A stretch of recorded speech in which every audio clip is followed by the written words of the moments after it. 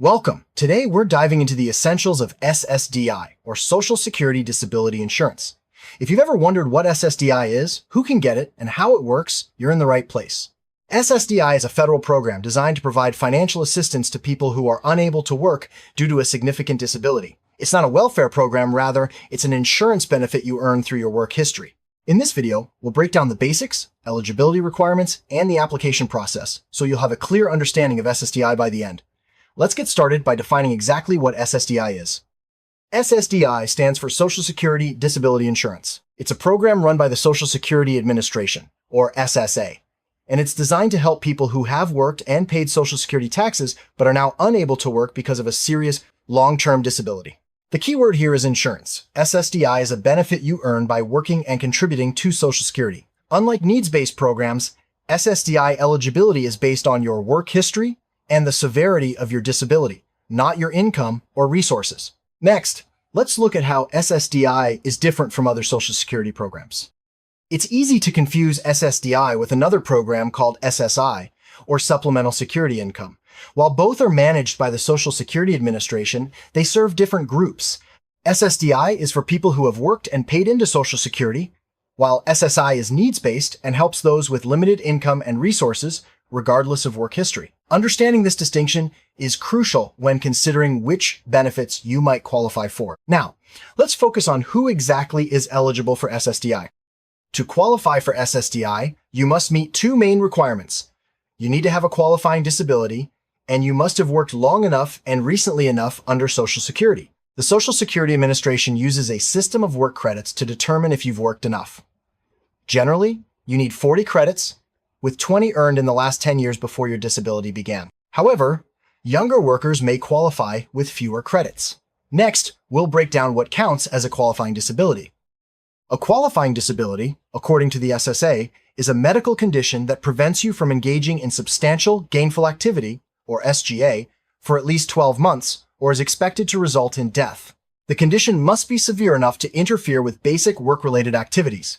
The SSA maintains a list of impairments that automatically qualify, but even if your condition isn't on the list, you may still be eligible if it's equally severe. Let's explore how the SSA evaluates disabilities in more detail. The SSA uses a 5-step process to decide if you're disabled. First, are you working above a certain income level? If yes, you may not qualify. Second, is your condition severe? Third, is your condition on the SSA's list of disabling conditions? Fourth, can you do the work you did before? And fifth, can you do any other type of work? If you answer no to the first and yes to the rest, you're likely to qualify. Next, let's discuss the work credit system in more detail. Work credits are the backbone of SSDI eligibility. You earn up to 4 credits per year by working and paying Social Security taxes. In 2024, you get 1 credit for every $1,640 in earnings, up to 4 credits annually. Most adults need 40 credits, with 20 earned in the last decade, but younger applicants may qualify with fewer. The SSA has specific rules for different age groups. Let's look at how these credits are calculated and what they mean for your eligibility. If you're younger, you may still qualify for SSDI with fewer work credits. For example, if you become disabled before age 24, you may need as few as 6 credits earned in the 3 years before your disability. The number of credits required increases with age. The SSA provides a chart to help you determine your eligibility based on your age and work history. Next, let's talk about the types of disabilities that commonly qualify for SSDI. Some of the most common disabilities that qualify for SSDI include severe physical conditions like cancer, heart disease, or neurological disorders, as well as mental health conditions such as schizophrenia or severe depression. The SSA's Blue Book lists all the impairments that may qualify. However, even if your condition isn't listed, you may still be eligible if it's equally disabling. Let's move on to how you apply for SSDI benefits. Applying for SSDI can seem overwhelming, but the process is straightforward if you're prepared.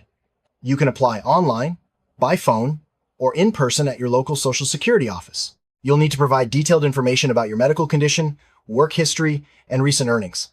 Having your medical records and employment documents ready can speed up the process. Next, let's discuss what happens after you submit your application. Once you submit your SSDI application, the Social Security Administration reviews your information and may contact you for additional details. They might also request more medical evidence or schedule a consultative exam. The review process can take several months, so patience is important.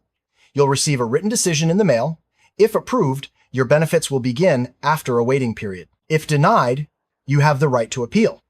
Let's look at the appeals process next. If your SSDI application is denied, don't lose hope. Many applicants are initially denied, but succeed on appeal. The appeals process has several levels: reconsideration, hearing by an administrative law judge, review by the appeals council, and finally, federal court. Each step gives you a chance to present new evidence or clarify your case. It's important to act quickly, as there are deadlines for each stage. Next, let's discuss how SSDI benefits are calculated. SSDI benefit amounts are based on your average lifetime earnings before your disability began. The Social Security Administration uses a complex formula to determine your monthly payment, but in general, the more you've earned and paid into Social Security, the higher your benefit. There's a maximum monthly amount, which changes each year. Family members may also be eligible for benefits based on your record. Let's look at who else can receive SSDI benefits. Certain family members may be eligible to receive benefits on your SSDI record. This can include your spouse, children, and even divorced spouses in some cases. Each eligible family member can receive up to 50% of your benefit amount, but there's a family maximum. These benefits can provide important financial support for your loved ones. Next, let's talk about the waiting period for SSDI benefits. After you're approved for SSDI, there's a mandatory 5-month waiting period before your benefits begin. This means you won't receive payments for the first 5 full months after your disability onset date. The waiting period is designed to ensure that benefits go to people with long-term disabilities. However, if your disability began long before you applied, you may receive some back pay. Let's explore what back pay means in the context of SSDI. Back pay refers to the benefits you're owed for the time between when your disability began and when your SSDI application is approved, minus the 5-month waiting period. If your application takes a long time to process, you could receive a lump sum covering those months. This can be a significant financial help, especially if you've been unable to work for an extended period. Next, let's discuss how SSDI interacts with other benefits. Receiving SSDI can affect your eligibility for other benefits, such as workers' compensation or public disability benefits. In some cases, your SSDI payment may be reduced if you receive other disability payments. However, most private insurance or VA benefits do not affect SSDI. It's important to report all sources of income to the SSA to avoid overpayments or penalties. Next, let's look at how SSDI relates to Medicare coverage. One of the key benefits of SSDI is automatic eligibility for Medicare after a 24-month waiting period. This means that 2 years after your SSDI benefits begin, you'll be enrolled in Medicare, regardless of your age. This is especially important for people with high medical expenses. Some conditions, like ALS or end-stage renal disease, may qualify you for immediate Medicare coverage. Next, let's discuss what happens if you return to work while on SSDI. If your health improves and you want to try working again, SSDI offers work incentives. The trial work period allows you to test your ability to work for at least 9 months while still receiving full benefits. After that, there's an extended period of eligibility, during which you can still get benefits for any month your earnings fall below a certain level. These rules encourage people to return to work without risking their financial security. Next, let's talk about continuing disability reviews. The SSA conducts regular continuing disability reviews, or CDRs, to make sure you still meet the medical requirements for SSDI. The frequency of these reviews depends on the likelihood of your condition improving. If your health is improved and you're able to work, your benefits may stop. If not, your benefits continue. It's important to respond promptly to any requests for information during a CDR. Next, let's look at how SSDI differs from private disability insurance. SSDI is a government program, while private disability insurance is purchased through an employer or individually. Private insurance may have different definitions of disability and may pay benefits sooner than SSDI. However, SSDI is often more difficult to qualify for as it requires a total disability. Many people have both types of coverage for added security. Next, let's discuss the impact of SSDI on retirement benefits. When you reach full retirement age, your SSDI benefits automatically convert to regular Social Security retirement benefits. The amount generally stays the same, and you don't need to take any action. This transition ensures that you continue to receive financial support as you age. Next, let's talk about the tax implications of SSDI benefits. SSDI benefits may be taxable depending on your total income. If you have other sources of income, such as a spouse's earnings or investment income, you may have to pay federal taxes on a portion of your SSDI benefits. However, most recipients pay little or no tax. State tax rules vary, so it's important to check your local regulations.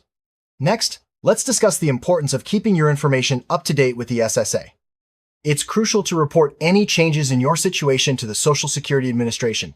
This includes changes in your address, work status, or medical condition. Failing to report changes can result in overpayments, penalties, or even loss of benefits. Keeping your information current ensures you receive the correct benefit amount and avoid problems down the line.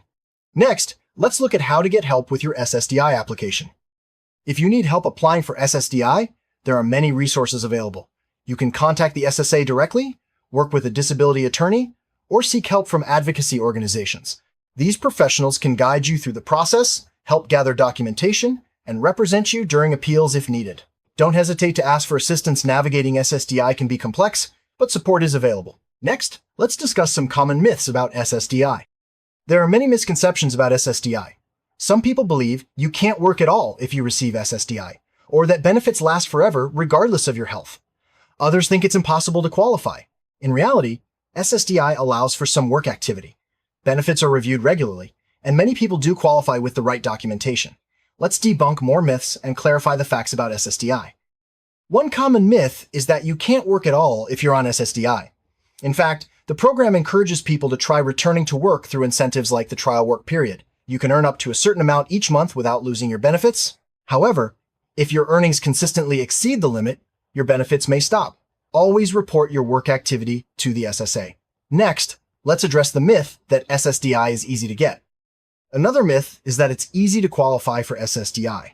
In reality, the process is rigorous, and many applicants are denied at first. The SSA has strict medical and work requirements, and you must provide thorough documentation. Appeals are common, and persistence is often necessary. Let's move on to the myth that SSDI benefits last forever. Some people think SSDI benefits last for life, but that's not always the case. Benefits continue only as long as you meet the medical and work requirements. The SSA regularly reviews your case, and if your health improves or you return to substantial work, your benefits may end. Let's now clarify the myth that SSDI is only for older adults. It's a misconception that SSDI is only for older adults. In fact, people of any working age can qualify if they meet the medical and work requirements. Many younger people receive SSDI due to serious injuries or illnesses. The program is designed to support anyone who becomes disabled before retirement age. Next, let's discuss the importance of medical documentation. Strong medical documentation is essential for a successful SSDI application. The SSA relies heavily on your medical records, doctor's statements, and test results to determine if you meet the disability criteria. Keeping detailed records and following your treatment plan can make a big difference. If your documentation is incomplete, your claim may be delayed or denied. Next, let's look at the role of work history in SSDI eligibility. Your work history is just as important as your medical condition when applying for SSDI. The SSA uses your work credits to determine eligibility, and your earnings record affects your benefit amount. Be prepared to provide detailed information about your past jobs, duties, and earnings. This helps the SSA assess whether you've worked enough to qualify. Next, let's discuss how long SSDI benefits can last. SSDI benefits last as long as you remain disabled and meet the program's requirements. The SSA conducts periodic reviews to confirm your eligibility. If your condition improves or you return to substantial work, your benefits may end. Otherwise, SSDI continues until you reach full retirement age, at which point your benefits convert to retirement benefits.